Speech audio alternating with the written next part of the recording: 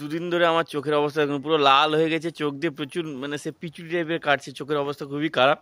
আর বাড়ি ফিরে এসে যখন দেখি আমাদের কচি সোনা তখন তার ঠাকুমার কোলে বসে আছে, রোদ পোয়াচ্ছে দেখুন। হ্যাঁ, আর এই দুদিন ধরে আমি ওর পাশাপাশি যাইনি, কেন আমার চোখে ইনফেকশন হয়েছে, ভাবছি ওর পাশে গেলে ওর যদি আবার চোখের ইনফেকশন হয় আমি সহ্য করে নিচ্ছি, ও তো আর পারবে না।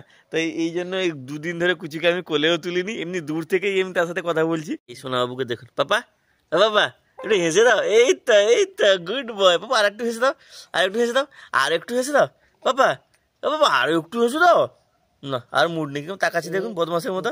ঘুম পেতে কুচু সোনাকে আনা হয়েছিল ঘুম করানোর জন্য, কিন্তু দেখুন না ঘুমিয়ে কেমন হাসছে, যদিও আমার দোষ আছে, আমি তাকে হাসানোর চেষ্টা করছি তাই এত হাসছে। চোখটা এতটাই ডিস্টার্ব করছে যে বাড়ি ফিরে আমি রুটি ভাজা যে তাওয়া হয় সেটা গরম করে চোখে সেঁক নিচ্ছি, যদি একটু আরাম পাওয়া যায়। আর বাড়ি ফিরে দেখি সরু চাকলি পিঠে হয়েছে, সঙ্গে খেজুর গুড়, জাস্ট জমে যাবে রাতের খাবারটা।